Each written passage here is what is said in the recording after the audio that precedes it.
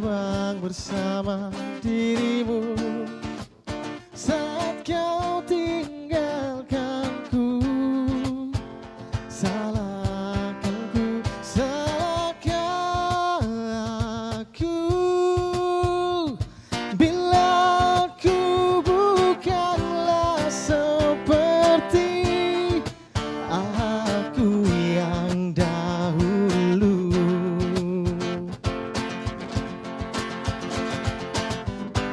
Ada makna tergali dari sini, dari pertikaian yang terjadi. Kau hancurkan diriku bila kau tinggalkan aku. Kau dewiku,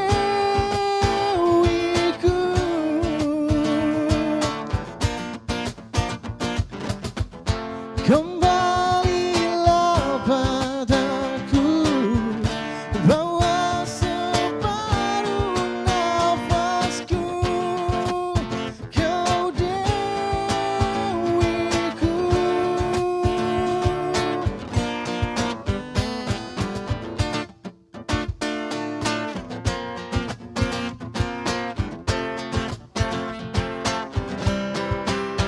salahkan aku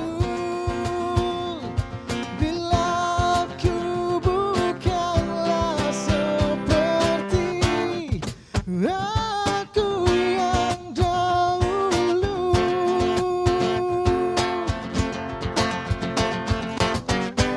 Ada makna tergali dari sini, dari pertikaian yang terjadi. Kau hancurkan diriku bila kau tinggalkan aku. Kau dewiku,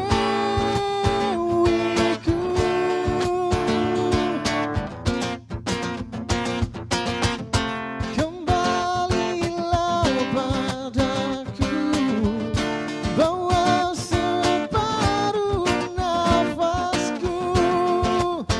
Kau dewiku,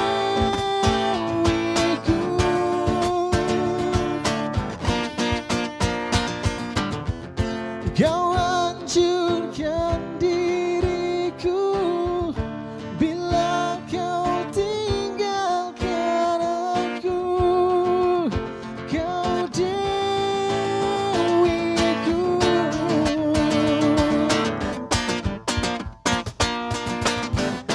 kembalilah padaku, bawa separuh nafasku. Kau dewiku,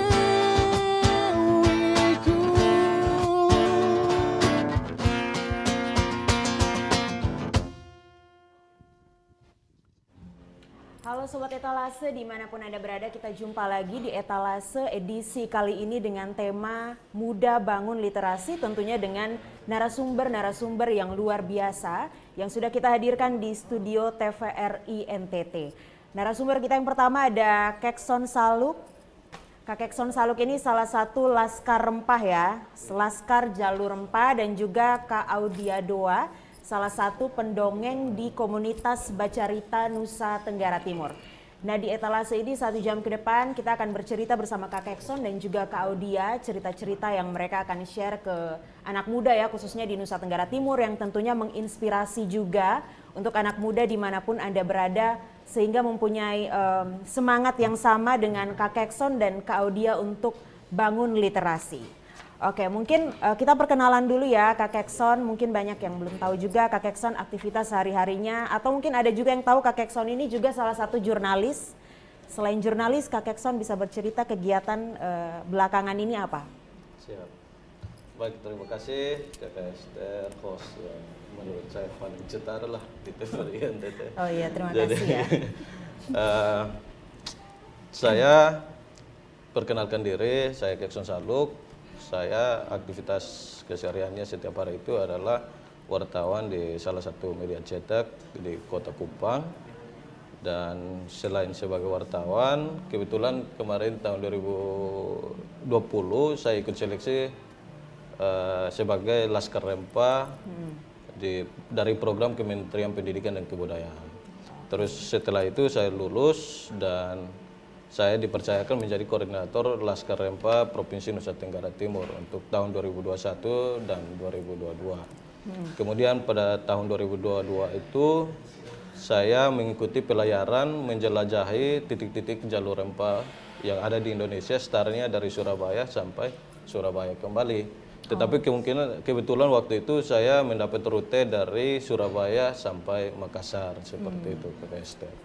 Jadi itu keseharian saya selain sebagai wartawan juga menjadi Laskar Rempa seperti itu. Oke, jadi Kak Kekson ini sekarang sibuknya sebagai jurnalis aktif juga, tapi juga mengemban tugas sebagai salah satu Laskar Rempa untuk di Nusa Tenggara Timur ya? Iya benar Oke. Kak Esther. Kalau Kak Audia mungkin bisa menyapa Sobat Etalase, memperkenalkan diri juga. Siap, selamat pagi semuanya. Perkenalkan, kalau saya Cornelia Claudia Doa.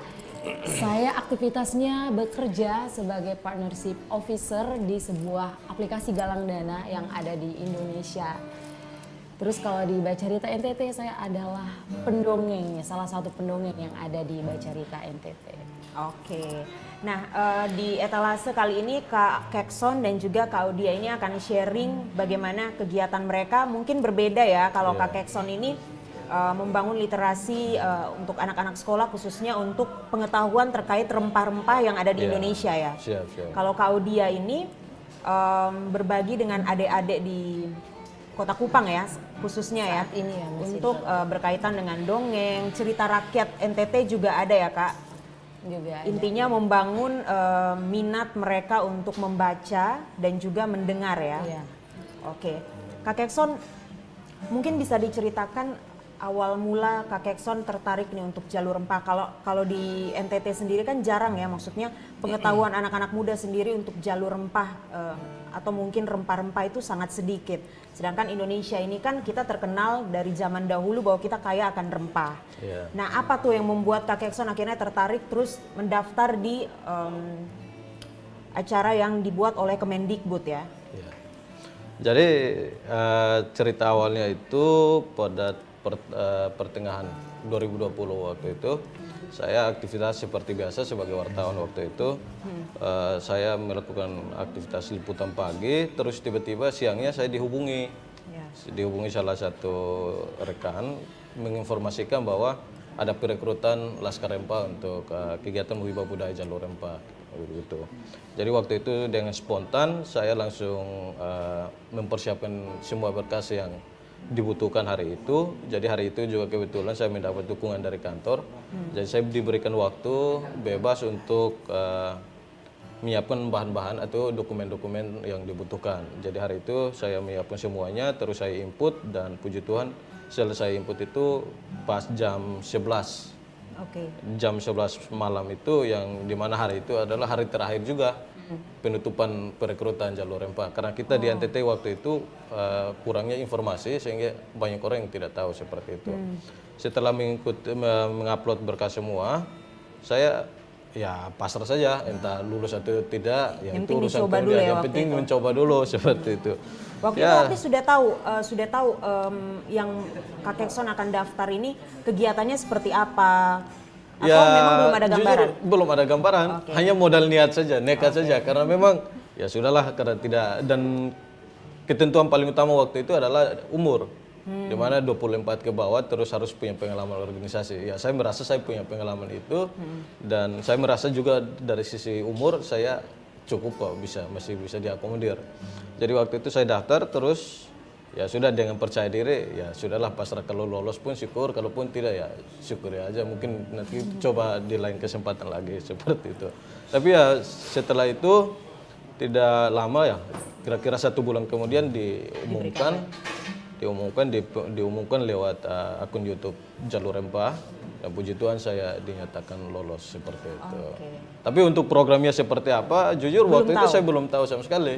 Terus saya coba cari referensi di Google, apa itu jalur rempah dan sebagainya. Oh ternyata ini kita harus menelusuri kembali titik-titik perdagangan rempah-rempah di Indonesia pada zaman dahulu.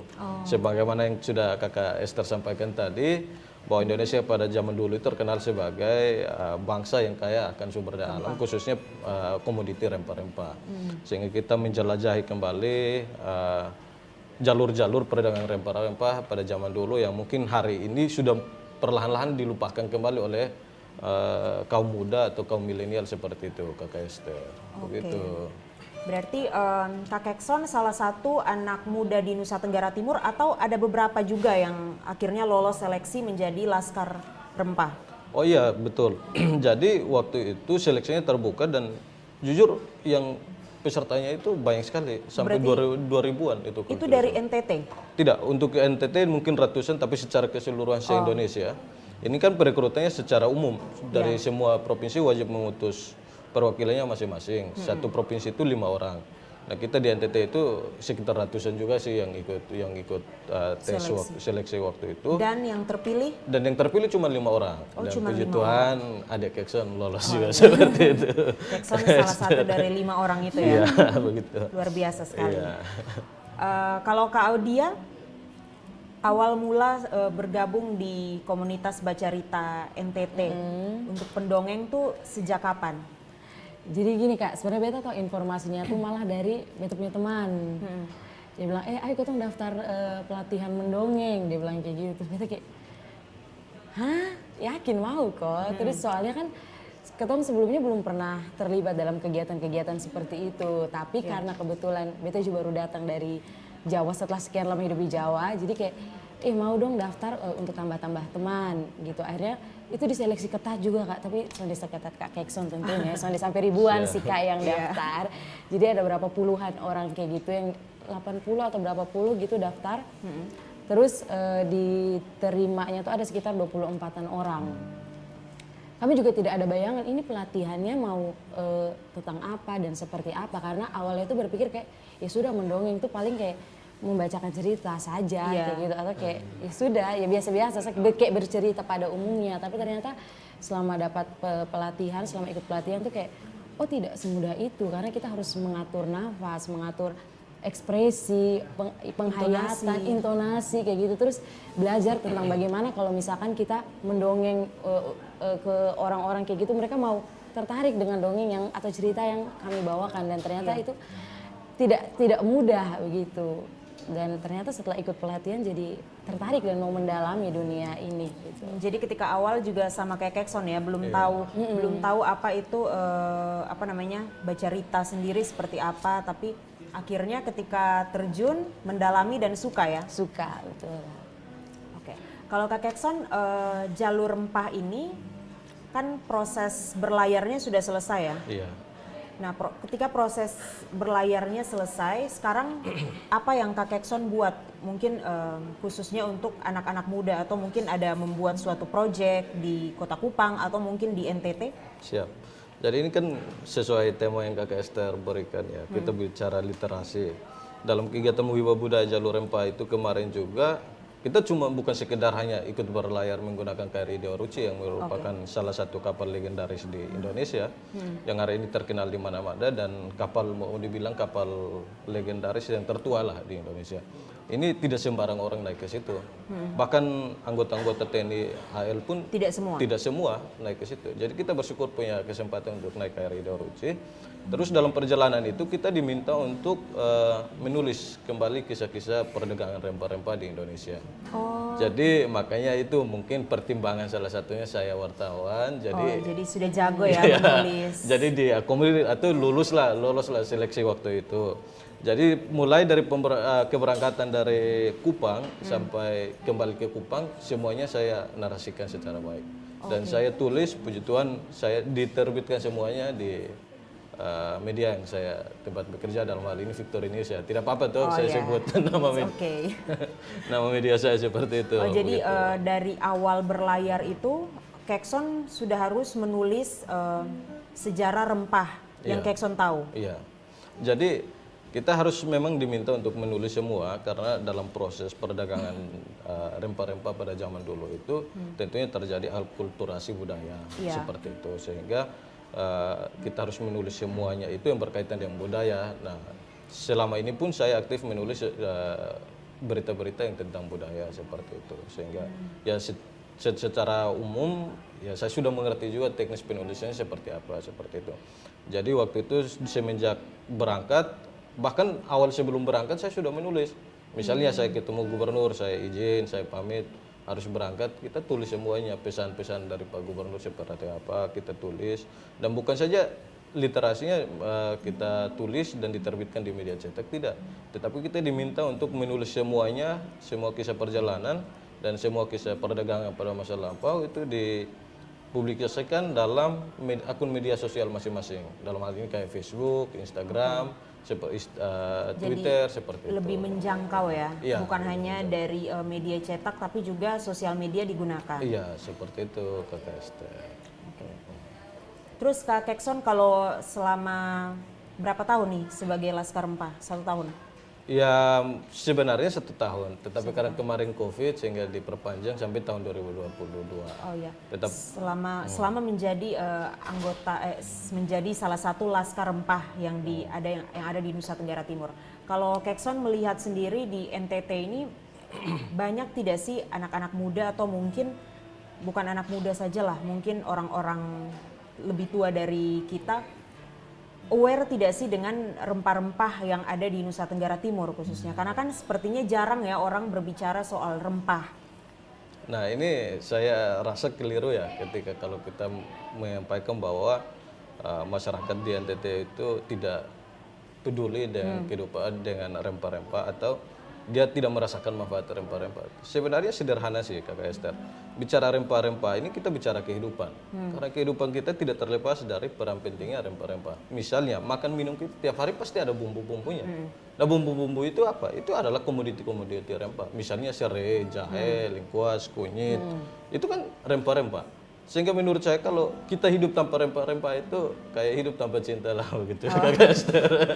Jadi saya yakin lah pasti siapapun orangnya atau siapapun dia, tapi dia pasti membutuhkan rempah-rempah. Karena sabun pun, mandi pun, makan pun ada semuanya pasti membutuhkan rempah-rempah. Nah, seperti tapi itu. ada tidak sih kalau kita mungkin sehari-hari kita mengkonsumsi hal-hal yang memang ada rempah-rempahnya juga, tapi apakah punya keinginan untuk belajar, mendalami kayak oh ini nih namanya tumbuhan ini atau ini nih dari ini kayak gitu loh. Nah, ini pertanyaan yang menurut saya menarik karena untuk menjawab pertanyaan Kakak Esther, saya perlu menyampaikan bahwa beranjak dari pertanyaan Kakak Esther itu, saya pada waktu itu setelah pulang dari Jogja, kita pertemuan di Jogja, deklarasi program Wiba Budaya Jalur Rempah ini, kita diminta Pak Dirjen Kebudayaan, Pak Hilmar Fahid, untuk membuat inovasi di daerah masing-masing, yang tentunya membangun kesadaran publik, membangun kesadaran masyarakat umum, bahwa peran penting rempah-rempah itu sangat penting lah bagi kehidupan manusia. Makanya saya pulang, saya merancang sebuah program yaitu pembangunan Taman Edukasi Rempah di SMA Negeri 6 Kupang. Nah, Taman Edukasi Rempah di SMA Negeri 6 Kupang yang saya sudah bangun bersama teman-teman Laskar Rempah di NTT, itu tujuannya adalah apa? Memberikan edukasi kepada masyarakat umum khususnya anak-anak muda saat ini. Mulai dari SD sampai sekolah menengah atas, bahkan perguruan tinggi. Kita memberikan kesempatan secara terbuka, bebas kepada siapapun untuk mengunjungi taman edukasi ini. Dan di sana dia akan teredukasi, dia akan pelajari komoditi-komoditi rempah yang ada di sana. Karena di dalam taman itu kita tanam berbagai jenis komoditi rempah yang ada di NTT saat ini.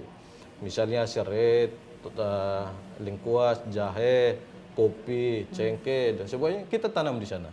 Dan di sana pun kita menulis semua, dideskripsikan dalam bentuk buku semua jenis-jenis tanaman itu dalam bahasa Inggris, bahasa Latin, bahasa Indonesia maupun bahasa daerah. Sehingga siapapun orang yang ke sana, saya yakin dia pasti bisa tahu teredukasi. ya. Jadi pas itu. melihat tumbuhan ini mereka tahu oh ini namanya ini, Iya, betul, nama latinnya ini, gunanya ini kayak gitu ya Kak Kekson. Kalau mungkin dia kurang paham atau sebagainya ya boleh privat lah. Boleh. Oh, lewat WhatsApp ya. Aduh berbahaya juga sepertinya. Nah terus kalau Kak Audia ya, nanti kita ngobrol lagi sama Kak Kekson. Kalau Kak Audia, kalau tadi kan Kak Kekson sudah melakukan literasi terkait rempah ini bukan hanya di Kota Kupang ya, tadi ke Surabaya, ke Makassar juga ya. Iya. Nah kalau Kak Audia sendiri dengan komunitas Baca Rita NTT sudah kegiatannya sudah sejauh mana? Apa pernah juga ke luar Kota Kupang? Terus pengalaman-pengalamannya seperti apa? Oke, jadi gini Kak, kalau di Baca Rita sendiri kita punya namanya program kerja ya. Pastinya di komunitas ada program kerja. Nah ada program kerja reguler dan ada juga yang eventual. Gitu. Jadi kalau yang reguler itu seperti apa? Jadi ada yang namanya ketong tur dongeng. Jadi sebelum pandemi itu ketong ke sekolah-sekolah atau ke lokasi-lokasi kerjasama dengan komunitas-komunitas lain untuk kami mendongeng ke sana. Gitu. Terus ada dongeng semenit, itu nanti ditayangkan di Instagram. Terus ada Sobat Cerita Cilik, itu adalah kegiatan tahunan kami dan kegiatan yang cukup besar setahun sekali. Tahun ini sudah masuk tahun kedua kami melaksanakan program itu. Dan karena kebetulan salah satu pendongeng waktu itu dia datang ke Kupang dan dia aslinya dari Rote. Jadi dia pernah tuh buat kegiatan mendongeng di Rote sana karena dia guru, jadi dia buat kegiatan mendongeng di sekolahnya dia untuk anak-anak kelas 1 sampai kelas 3 lah kalau saya salah kayak gitu. Di Kupang sendiri sih sudah banyak sih Kak kegiatan yang kami lakukan bekerja sama misalkan dengan sekolah atau kami pernah buat yang namanya festival Dudu Malingkar. Itu kami mengajak adik-adik Sobat Cerita Cilik yang program Sobat Cerita Cilik itu untuk ikut menyelenggarakan kegiatan itu walaupun online ya karena waktu itu masih pandemi dan lain-lain ya Kak. Oke, kalau di luar Kota Kupang ke kabupaten mana paling jauh kalau Baca Rote Rita? itu tuh Kak, yang teman yang memang dia tinggal di Rote. Terus kedepannya ada nggak sih kayak kepengen juga nih keliling di kabupaten yang ada di Nusa Tenggara Timur? Kan juga banyak anak-anak yang mungkin juga tertarik dengan mendengarkan dongeng atau juga belajar untuk bercerita seperti kakak-kakak pendongeng di Baca Rita NTT. Ada banget Kak, bahkan waktu itu tuh sudah sempat susun rencananya, terus kayak berapa orang yang berangkat, tapi tiba-tiba COVID, jadi kayak sampai sekarang tuh belum terrealisasi, tapi mimpinya masih ada dan semoga di sisa bulan di tahun 2022 ini bisa kami wujudkan untuk kemana-kemana begitu. Oke, berarti ada impian lah ya untuk ke depan bisa juga menyapa adik-adik yang ada di kabupaten-kabupaten di Nusa Tenggara Timur, khususnya mungkin anak-anak di pedalaman ya Kak Kekson. Kalau Kak Kekson ini sepertinya sudah sering ke pedalaman-pedalaman dan menjenguk adik-adik Ya di kita harus sekolah-sekolah. mendalami sesuatu kan gitu. Iya Kak Kekson, terlalu banyak ini ya sebenarnya teori yang bermulut manis ya Kak Kekson ini. Oke, nah kita akan bercerita lagi dengan Kak Kekson dan juga Kak Audia, tapi kita akan jeda pariwara sejenak.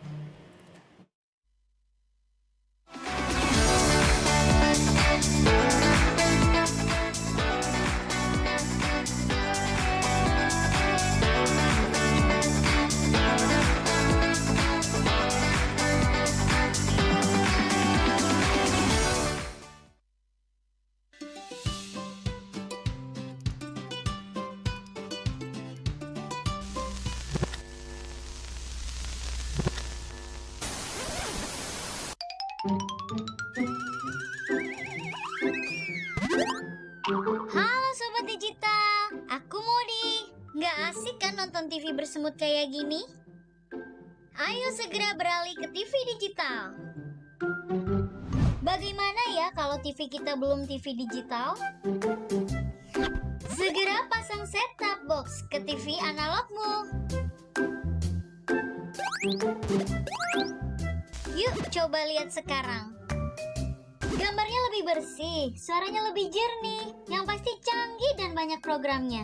Ayo, segera beralih ke TV digital.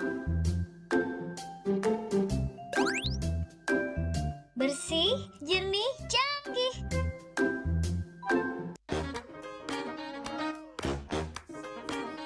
Halo, aku Modi, Sobat Digitalmu. Kamu tahu nggak kalau siaran TV analog akan diganti menjadi digital?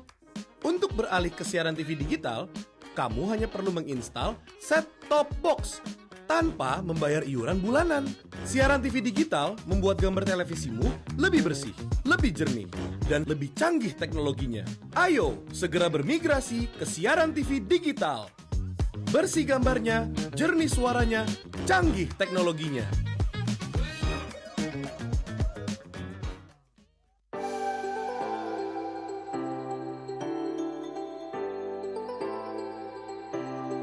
Halo Sobat Digital, gak enak kan kalau kamu nonton TV gambarnya masih bersemut seperti ini? Tambahkan set-top box di perangkat analog kamu untuk menonton siaran TV digital. Beli set-top box bisa di toko online atau di marketplace. Bisa juga beli di toko elektronik sekitar tempat tinggal kamu.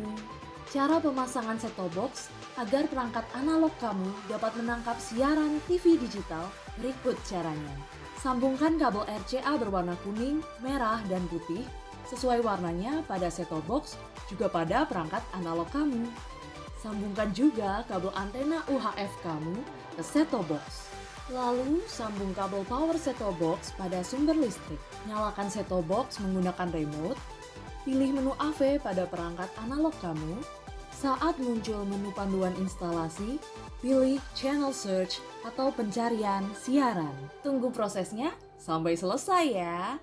Dan kamu sudah siap menyaksikan siaran televisi digital. Dan gratis tanpa berlangganan.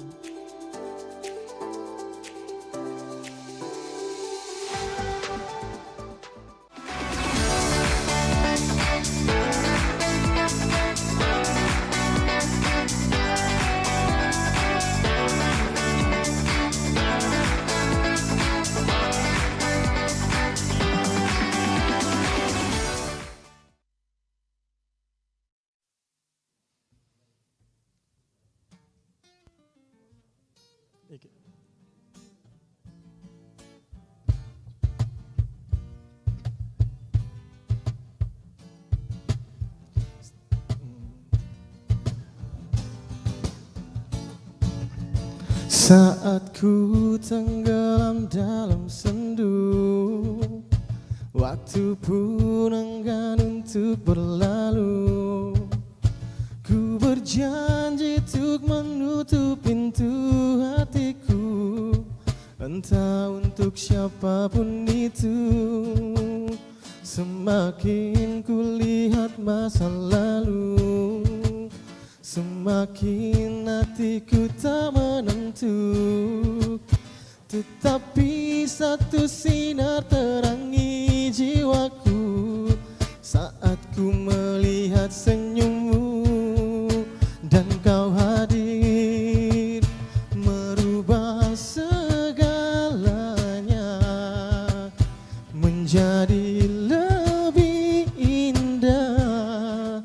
Kau bawa cintaku setinggi angkasa, membuatku merasa sempurna dan membuatku utuh untuk menjalani hidup berdua denganmu selama-lamanya. Kaulah yang terbaik untukku, dan kau hadir merubah segalanya menjadi lebih indah. Kau bawa cintaku setinggi angkasa, membuatku merasa sempurna dan membuatku utuh untuk menjalani hidup berdua denganmu selama-lamanya. Kaulah yang terbaik untukku.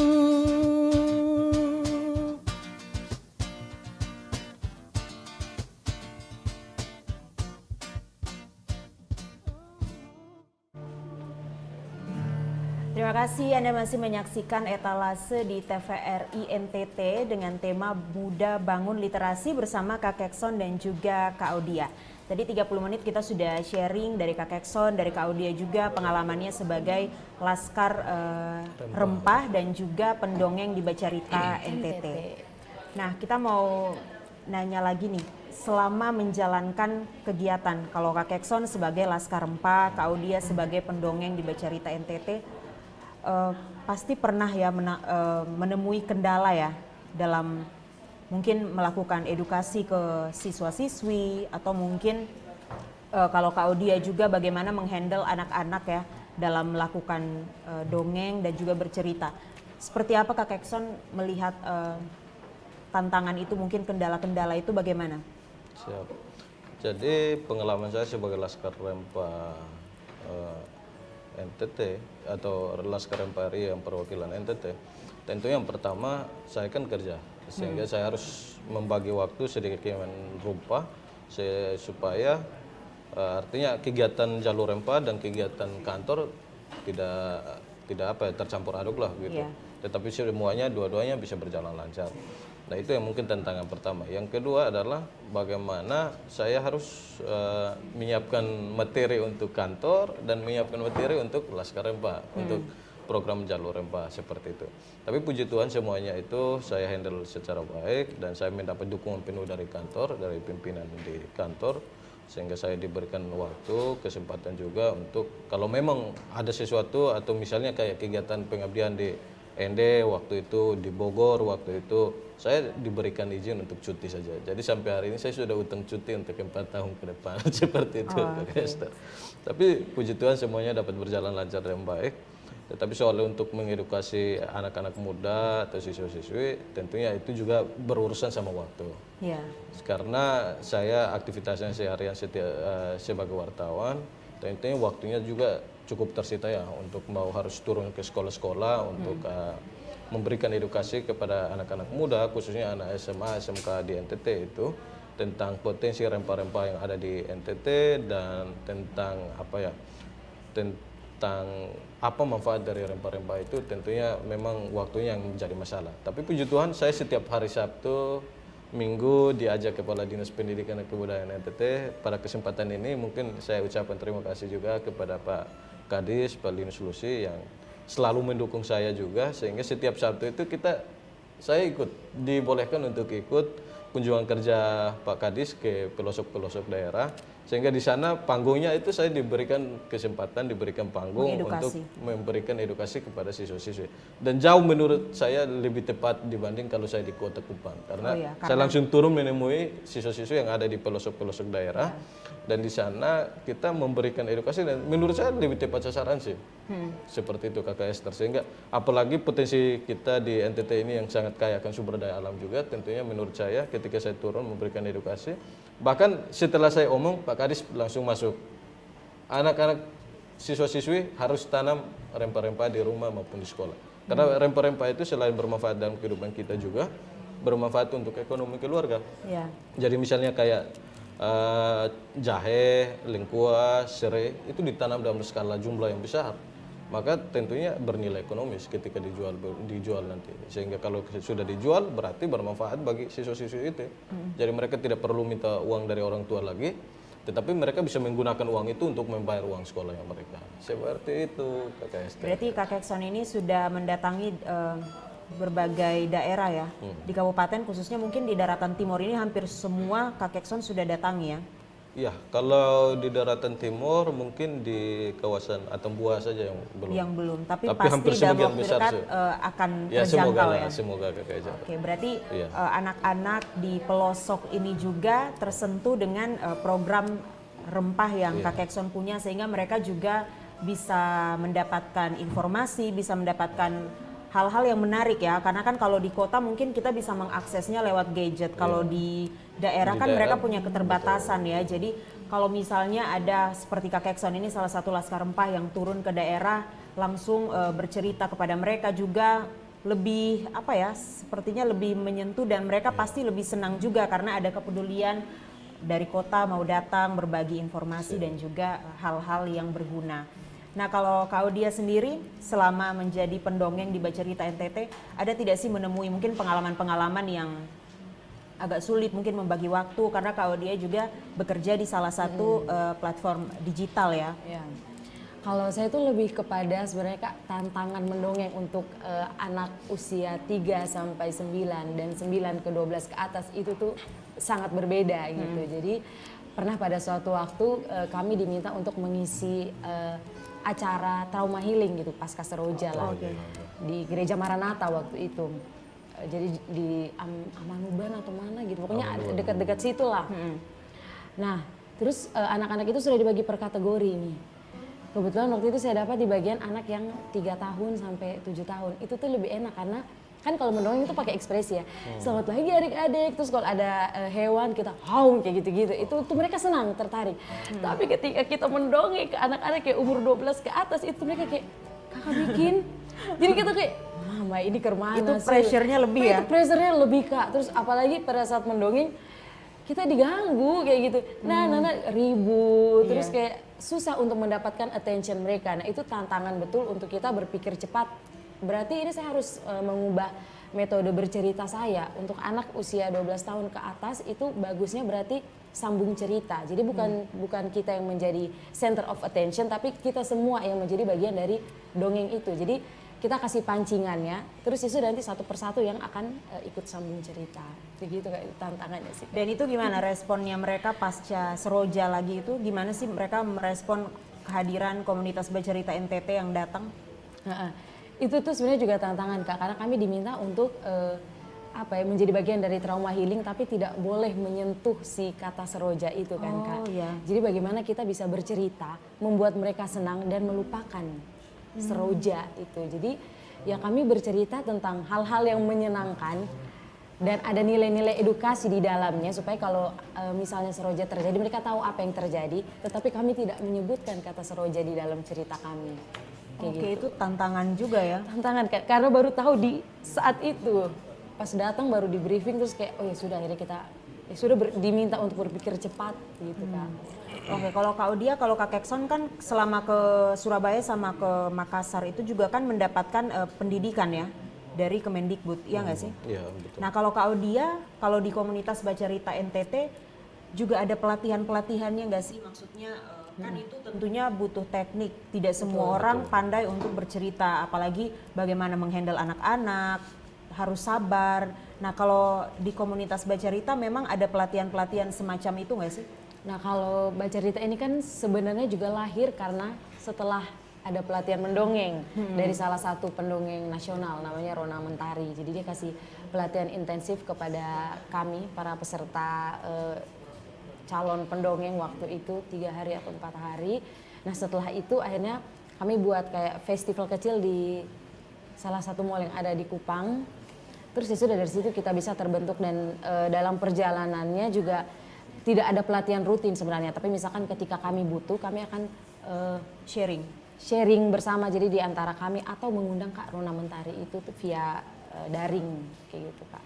Oh, oke. Jadi sebenarnya juga kakak-kakak di komunitas Bacarita ini juga lebih banyak explore ya. Jadi ngelihat bagaimana situasi, terus kedepannya mungkin juga mencari oh ini harus seperti ini, karena pasti berbeda ya cara menghandle. Mungkin kalau seroja tidak boleh menyebutkan momen seroja itu. Terus kalau misalnya kayak turun ke sekolah-sekolah atau mungkin tadi kan katanya sempat juga kerjasama sama salah satu sekolah ya di Kota Kupang. Nah itu beda lagi cara untuk deliver dongengnya gimana? Lebih mudah tuh kalau di sekolah kan mereka sudah arrange tuh oh ya nanti akan mendongeng untuk di kelas mana gitu atau mereka misalkan di TK lah kan mereka yang sudah mengumpulkan anak-anaknya dan itu relatif jauh lebih mudah daripada kita mendongeng di yang situasi yang seroja itu kan trauma healing tuh agak lebih PR ya. Kita berpikir bagaimana membuat mereka satu senang, yang kedua traumanya hilang. Kalau di sekolah kan untuk senang dan edukasi saja gitu Kak. Jadi berbeda tuh. Oke, berbeda ya. Nah Kak Kekson, selama 1 tahunan ini Kak Kekson di Jalur Rempah, ketika mungkin Kak Kekson hadir di sekolah-sekolah, memberikan edukasi, memberikan pemahaman soal rempah, juga menyampaikan proyek yang Kak Kekson berikan di kayak ada kebun gitu ya di SMA 6 ya. Taman edukasi. Nah, taman edukasi. Itu respon dari siswa-siswi dan guru seperti apa? Oh ya, kalau sejauh ini saya melihat itu sangat responsif ya. Karena siswa-siswa itu antusias. Karena sebelum proyek ini saya buat, itu kita mapping stakeholder. Nah, mapping stakeholder saya itu adalah melibatkan pemerintah Provinsi NTT, dalam hal ini Dinas Pendidikan dan Kebudayaan. Turunannya adalah kepada sekolah-sekolah. Jadi kenapa saya mapping stakeholder, sehingga bukan saja saya secara individu untuk yang melaksanakan program ini, tetapi menggandeng beberapa stakeholder terkait. Sehingga contohnya, saya punya tugas adalah membangun taman edukasinya. Membangun taman edukasi secara fisik bangunannya, sedangkan tugas-tugas sekolah adalah mensuplai tanaman-tanaman atau komoditi rempah-rempah itu. Sehingga mereka juga punya peran aktif untuk mendukung program ini. Selanjutnya untuk pemeliharaan dan perawatan itu adalah melibatkan guru-guru di sekolah-sekolah dan siswa-siswi sendiri. Sehingga siswa-siswi itu punya peran yang lebih penting lagi, dan secara tidak langsung mereka kalau merawat ya otomatis mereka pasti tahu komoditi rempah apa ini yang sedang saya rawat, seperti itu. Dan begitu pun sebaliknya, ketika nanti tugas selanjutnya saya adalah mendeskripsikan tanaman-tanaman rempah itu dalam bentuk tulisan, sehingga walaupun secara fisik mereka sudah tahu ini serai misalnya, tetapi belum tentu mereka tahu dalam bahasa Latin atau bahasa Inggrisnya kan. Jadi kita membuat narasinya, kita buat dalam sebuah buku khusus, sehingga kita simpan di taman itu, dan siapapun orang yang datang, misalnya mungkin dia datang lihat-lihat pohon, oh ini pohon apa ya, dia langsung ambil bukunya, lihat, cari di situ, fotonya ada, deskripsinya ada, sehingga dengan sendirinya dia langsung teredukasi tanpa saya harus hadir di taman itu. Makanya tamannya diberikan Taman Edukasi Laskar Rempah NTT. Dan sejauh ini responnya positif ya, Ya, kalau Kak Kekson melihat. Kalau negatif itu mungkin cuma perasaan saja. Kalau Kak Audia melihat respon dari anak-anak dan juga dari guru-guru atau mungkin orang tua kalau melihat kehadiran komunitas Baca Cerita NTT seperti apa? Kalau respon orang tua itu mereka sangat positif dan antusias, Kak. Terlihat dari apa? Terlihat dari jumlah anak yang mendaftar program Sobat Cerita Cilik itu meningkat dari tahun lalu dibandingkan dengan tahun yang sekarang. Meningkat cukup pesat. Jadi kayak karena mungkin orang tua yang mendaftarkan anaknya di tahun ini tuh sudah melihat, oh produk tahun lalu tuh seperti apa. Karena kan kalau yang Sobat Cerita Cilik ini 10 sampai 12 anak kami latih secara intensif 3 hari tentang mendongeng. Nah, di hari terakhir mereka akan membuat video dongeng mereka sendiri yang kami upload di YouTube gitu. Nah, mungkin tuh orang-orang tua di Kota Kupang ini melihat video-video itu terus kayak mau nih kayaknya anak saya untuk dilatih seperti ini. Jadi makanya jumlah pendaftar di tahun ini tuh jauh lebih baik daripada yang tahun kemarin gitu, Kak. Oke, kalau dari tahun ini sendiri berapa? Kalau kurang lebih lah anak-anak yang terlibat dalam event yang komunitas Baca Cerita lakukan. Tahun kan sebenarnya tuh kami cuman siapkan kuota 10 orang, Kak. Karena kalau semakin banyak juga kewalahan di kami pertama, dan yang kedua jadinya tidak intensif karena terlalu banyak anak untuk dilatih gitu. Sedangkan kami pun terbatas kan. Jadi kalau tahun lalu 10, akhirnya tahun ini kami buat menjadi 12 karena banyak sekali yang mendaftar gitu. Berarti dengan misalnya nih semakin banyak anak-anak yang tertarik untuk gabung di event komunitas Baca Cerita, berarti juga harus banyak anggota komunitasnya ya. Harus menjaring lebih banyak anak-anak muda seperti Kak Audia yang tertarik untuk gabung di komunitas Baca Cerita NTT. Boleh dong kalau itu. Ya, Kak Kekson juga mungkin boleh loh, laki-laki itu kan hebat ya, jago mungkin menulis kurang dari kan. 5. Iya, jadi mungkin juga bisa berkolaborasi Kak Audia dari secara lisan, kalau Kak Kekson mungkin juga menulis karena kan kita buat naskahnya, terus mereka yang cerita. terus edukasi rempah-rempah melalui dongeng. Nah, itu juga keren. Itu keren kan? sih. Dan memang kemarin ada konsep dari Kemendikbud seperti itu. Oh iya. Ya, mendongeng sih kepada anak. Bisa tuh, Kak, kolaborasi. Jadi bisa berkolaborasi ya komunitas Baca Cerita NTT dan juga Kekson gitu ya. jalur rempah ya, Jalur Laskar Rempah. Jalur Rempah NTT. Nah, nggak terasa kita sudah berada di penghujung acara. Kak Kekson dan Kak Audia bisa memberikan motivasi, pesan dan juga dorongan lah untuk anak-anak muda di NTT supaya bisa mengikuti jejak dari Kak Kekson, dari Kak Audia, atau mungkin juga bisa mereka melakukan hal-hal yang mungkin lebih besar lagi sehingga tidak hanya hal yang kita punya ini bukan hanya untuk diri sendiri tapi juga untuk berdampak untuk orang lain. Kalau Kak Kekson silakan. Ya, terima kasih Kak Esther. Ini tentunya kesempatan ini sangat teristimewa lah kita diundang ke TVRI NTT. Walaupun kita sudah sering ketemu tiap hari, tapi hari ini saya merasa istimewa diundang ke TVRI NTT. Dan di akhir perjumpaan kita hari ini pesan saya cuman satu ya. Ya mungkin saya berharap kepada anak-anak muda di NTT bahwa jangan melihat budaya itu adalah sesuatu yang kuno. Tetapi mari kita belajar dari budaya itu, belajar dari masa lalu untuk masa depan yang lebih baik. Dan yang berikut, yang kedua mungkin bicara literasi. Kayaknya literasi dan numerasi menurut saya adalah hal mutlak yang wajib hukumnya untuk kita sebagai anak muda, sebagai generasi milenial hari ini. Kita harus belajar itu secara baik. Karena kehidupan kita tidak jauh berbeda atau tidak terlepas dari peran literasi dan numerasi. Sehingga menurut saya sederhana, banyaklah belajar, banyak membaca, jadikan buku itu sebagai jendela dunia. Jadi tidak perlu harus melihat dunia, harus mengelilingi dunia. Tidak perlu, cukup membuka buku dan belajar dari situ kita akan tahu luasnya dunia seperti apa. Seperti itu. Luar biasa sekali Kak Kekson, sangat mendorong anak-anak muda ya supaya lebih melakukan hal-hal yang berdampak. Nah kalau Kak Audia silakan memberikan pesan motivasi juga untuk anak-anak muda di NTT yang menyaksikan etalase pagi ini. Siap, kalau dari saya membaca itu menyenangkan, bercerita juga tidak kalah menyenangkan. Gitu. Untuk menjadi seorang pendongeng yang profesional tidak harus dilatih dari yang kecil. Kalau yang sedini mungkin juga bagus, tapi umur-umur seperti Kak Audia juga ini masih punya peluang. Jadi jangan takut untuk mencoba, karena siapa tahu kalian punya potensi untuk menjadi pendongeng profesional dari NTT. Oke, luar biasa. Terima kasih Kak Kekso, terima kasih Kak Audia. Pemirsa etalase, terima kasih. Kurang lebih 1 jam kita sudah bersama, sudah berbagi cerita, sudah berbagi hal-hal positif dari Kak Kekson dan juga Kak Audia.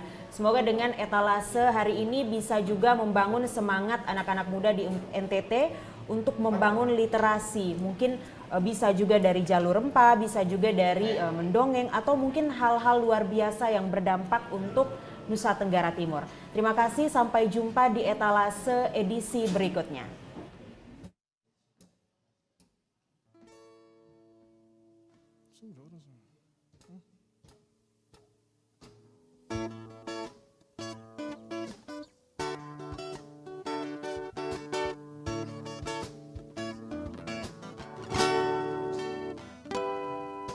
Cantik, ingin rasa hati berbisik untuk melepas keresahan dirimu. Oh cantik, bukan ku ingin mengganggumu, tapi apa arti merindu selalu. Walau mentari terbit di utara, cintaku hanya untukmu. Ada hati yang termanis dan penuh cinta, tentu saja akan ku balas seisi jiwa. Tiada lagi yang ganggu kita. Ini kesungguhan, sungguh aku sayang kamu.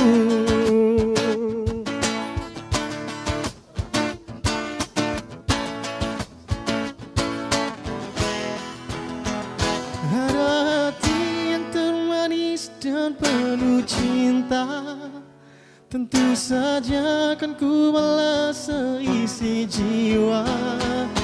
Tiada lagi yang ganggu kita.